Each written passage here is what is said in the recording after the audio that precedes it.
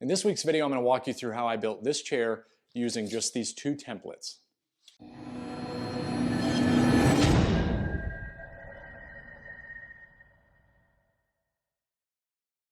Hey everybody, welcome back. Jason with Ben's Woodworking. If you're new to my channel, consider subscribing. I do bi-weekly videos showing tips and tricks, product reviews, how-to videos, all in an effort to make you a better woodworker. Recently, my friend Jay Bates reached out to me and asked if I would be interested in making one of his nesting chairs. Of course, my answer was absolutely 100% yes. I think it's a really cool design. Basically, what he did is designed a set of templates, and by using these templates and a very minimal amount of material, you're able to make one of these nesting chairs. And the thing that's so cool about the nesting chair is that it's two pieces and they actually slide into one another. And it would actually be a really cool chair that I would like to take to events or just have on my patio, or in this case, I've actually made it my shop chair. The build was a lot of fun. It took a very small amount of time. I actually could have finished the entire project to include the finishing in one day. But for this, I built the entire project in one day, and then the next day I came back in, applied the finish, and the project itself was done. And before I get into the build, if you're interested in purchasing a set of these templates for yourself and or checking out his video or his plans or anything related to the nesting chair, I'll leave links to all that stuff down below. I know this might come as a shock to you guys, but I'm using walnut for this chair. Once I grabbed the pieces that I was going to use, threw them on my assembly table, and it was time to get started with the templates. The first step with these templates was to get an idea of exactly how many I could fit on each one of the boards that I had available. So here I'm just laying them out, trying to make sure that they all fit the way that they should. And once I was done with that, I just took the templates back over to the boards and marked out where all of my rough cuts were going to be so they're more manageable at the jointer and planer. From there, we just went right over to the miter saw and cut each one of those pieces to their rough length.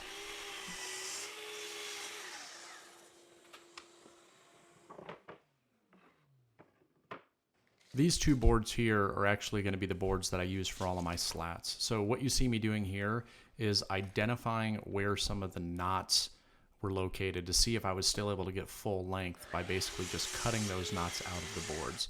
And luckily it worked out just fine.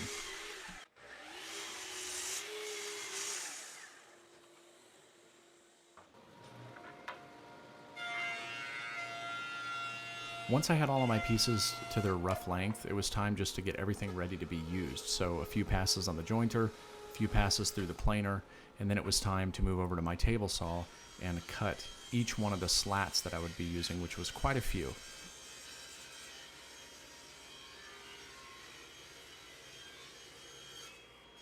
The thing that you're going to notice about this project as I go through it is that it's really just a lot of repetitiveness, a lot of the same thing over and over again, which is why it's such an easy project for anybody to do.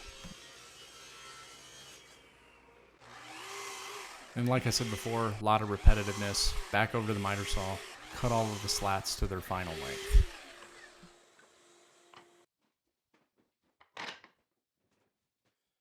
Now that all of my pieces are cut, it's really just a matter of starting to trace these templates out. Now, each one of these templates, there's two total, I'll be cutting 2 of each one of these templates.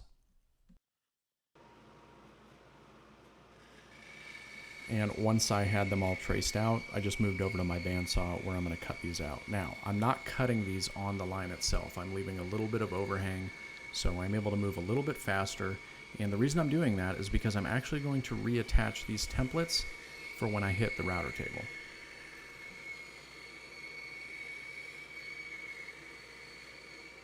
And for anybody that's wondering, I am using a 1/8 inch, very thin bandsaw blade for this because of the curves. And once I got everything done over the bandsaw, it was time for me to go ahead and set up my router table with this flush trim bit for the templates. To attach the template back to the actual piece of wood itself, I used one of my favorite techniques, and that's just using some of this 3M blue painter's tape, and then I'll apply some of this Star Bond to it, and then that way, once I'm done, I can just peel it off, but it stays really, really, really well.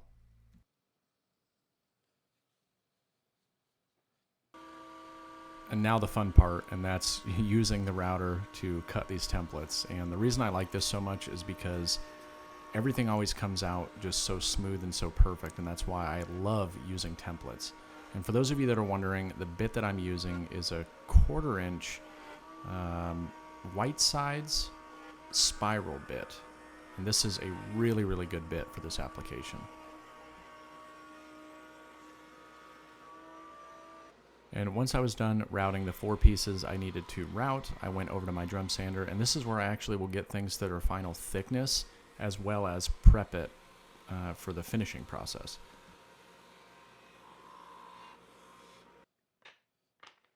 And then I just like to lay everything out and kind of just sand everything at once to get all the lines from the drum sander off. And the next thing that I did is I put the templates back on to trace these mortises. And before I take it back to my router table, I will take it over to the drill press where I'm actually hogging out the majority of the material. That way I can reattach the template and go back to my router table as you see here, and I'll use that same flush trim bit to get everything nice and smooth and even. Now, the reason these are on the legs is because they will accept one of the slats for support.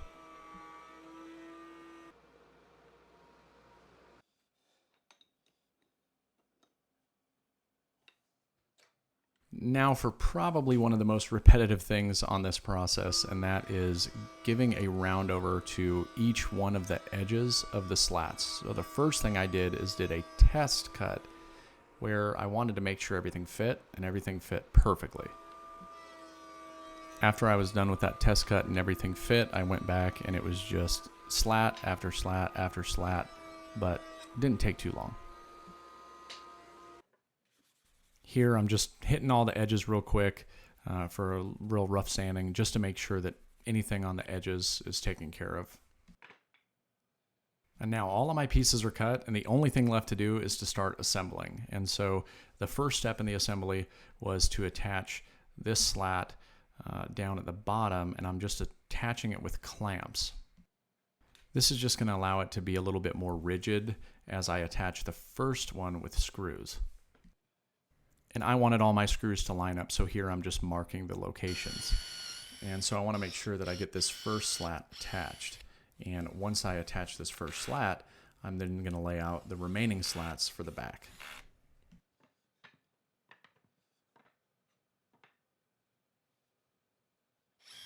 And then another one of the repetitive parts, which you will see a lot from this point forward, and that is pre-drilling all of these locations for each one of my screws. The screws that I chose to use for this are actually 1 1/4 inch drywall screws, and for a couple of reasons. One, the threads are very fine, which works very well with hardwoods, and 2, I just really like the look of that black screw on the walnut itself.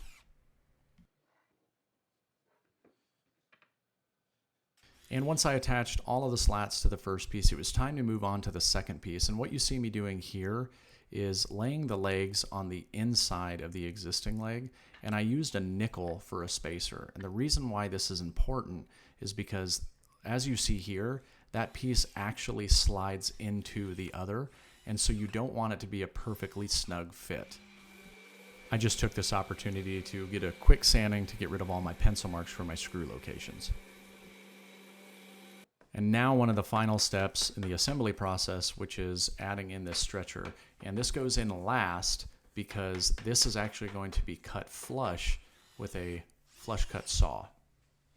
And this is definitely a technique that I need to perfect or get a better flush cut saw. I did happen to dig in a couple locations, but it was nothing that my sander couldn't take care of. And this needs to be flush because this piece goes inside of the other piece. And here is where you actually get to see the chair in action. So the 2-piece now becomes 1. And luckily I was doing this on a Sunday, so football happened to be on. So why not grab a beer and make sure that this chair will actually hold my weight, which it did, no problems at all. And for the finish, I'm sure it's something else that you guessed. And yes, I'm going to be using Rubio Monocoat Oil Plus 2C Pure. And mainly it's because I love the way that it makes walnut look. And this first step is me just cleaning everything off with their raw wood cleaner. And once I have everything cleaned off, it was time to go ahead and start putting on the Rubio itself. And for the application, I again used one of these white sponges. And if you guys are interested in learning some useful techniques on how to apply Rubio, I'll go ahead and leave a link to the video up in the corner of another application process video that I did. I was a little concerned about applying Rubio on this project because of all the little corners and crevices, but it actually was really fast and it worked really well. And once I applied it, after about 5 minutes or so, went back over it with these terry cloth towels and wiped everything down, and the finish came out really, really nice, as you can see here.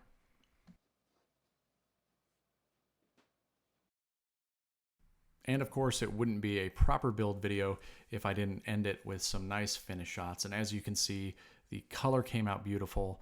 I'm so glad I chose the walnut for this chair. It's a really fun, really easy project, and I would definitely recommend you give it a try sometime. Okay, so that's all I have for you in this video.